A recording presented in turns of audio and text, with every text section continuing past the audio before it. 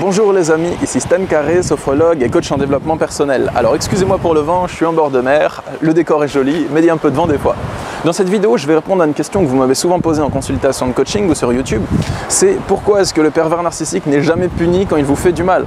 Vous avez peut-être l'impression que le pervers narcissique, il vous fait du mal de manière gratuite. Il n'a aucune punition, aucune sanction derrière. Il vous harcèle, il est méchant avec vous, il vous manipule, il vous détruit psychologiquement et ensuite il peut peut-être même vous voler ou mentir au système judiciaire dans le but de vous emmerder tout simplement.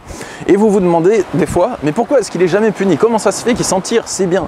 Alors moi je vais vous expliquer que ok, peut-être il n'est pas puni d'une certaine manière, mais il l'est d'une autre. Et je vais vous expliquer pourquoi. Et c'est pas juste une métaphore spirituelle, c'est un fait. Et pour lui, ce fait-là, il n'y a pas plus réel que ce que je vais vous exposer.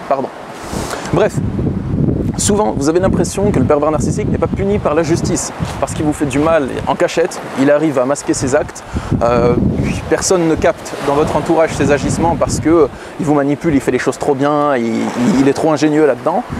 Peut-être qu'il n'est pas puni de cette manière-là. Et encore, il est puni principalement de deux manières, et des fois une troisième. La première manière, réfléchissez bien. Le pervers narcissique, il vous a fait du mal.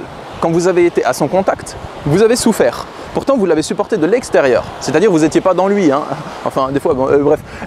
Vous l'avez supporté de l'extérieur, le pervers narcissique, comme une autre personne que vous. Et donc, vous avez pu le fuir. Il vous a fait du mal, mais vous avez quand même pu le fuir, même s'il vous a fait du mal. Mais lui, il est obligé de se supporter lui-même de l'intérieur, il ne peut pas se fuir. Toute la vie, il est obligé de rester avec lui-même. C'est horrible.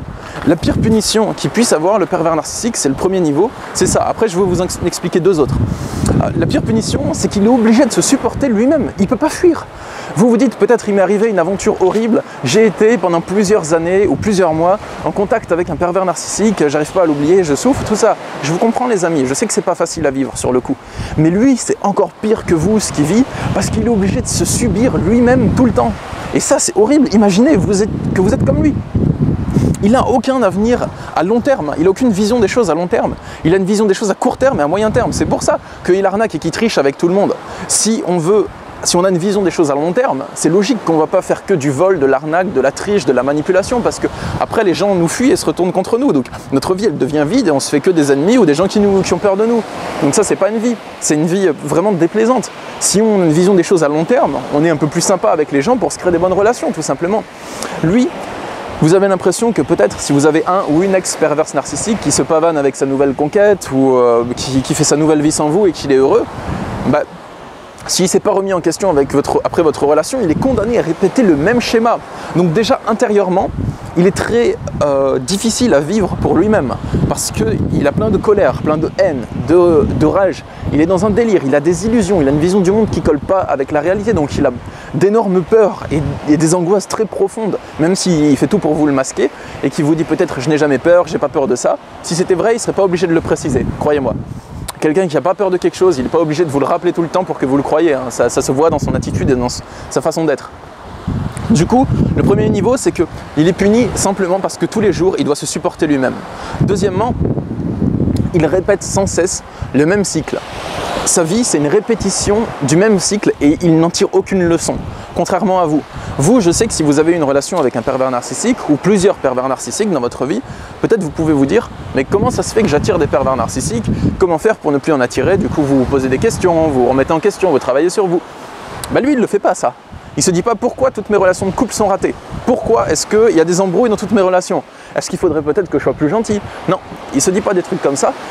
Donc il répète le même cycle en boucle. Il trouve une victime, il puise tout ce qu'il a à puiser dedans, sa victime s'enfuit, il fait du harcèlement, il trouve une nouvelle victime, ou elle, si c'est une femme, c'est pareil, je dis il parce que je généralise le terme, mais il y a aussi des femmes bien sûr.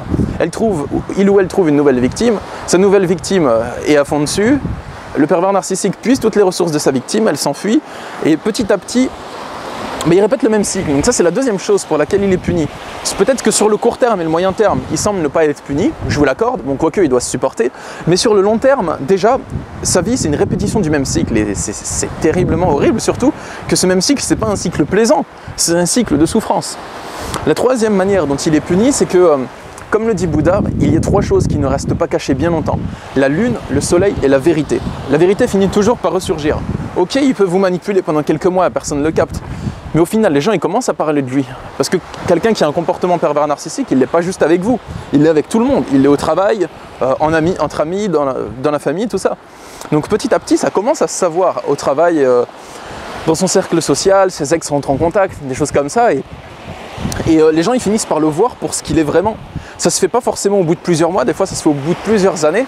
Mais c'est encore pire, parce que si malgré tous les efforts qu'il a mis en place pour masquer sa réelle nature aux yeux des autres, les autres finissent par le voir, en fait il n'a plus rien.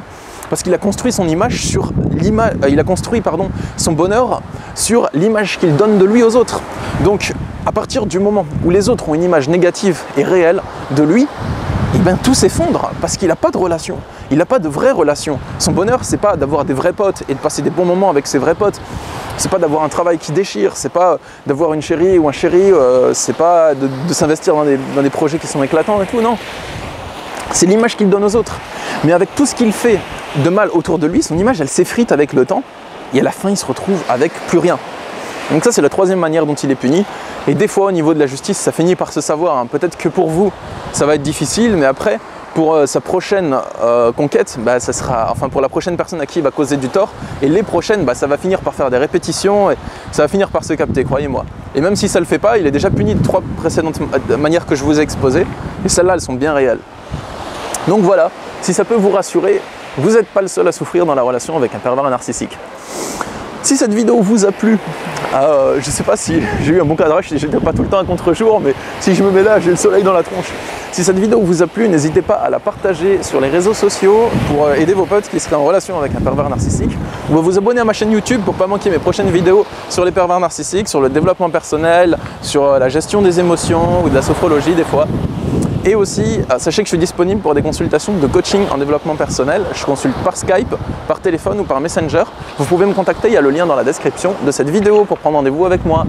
Sur ce, je vous souhaite une bonne journée, je vous dis courage à vous et soyez heureux. Au revoir, à bientôt.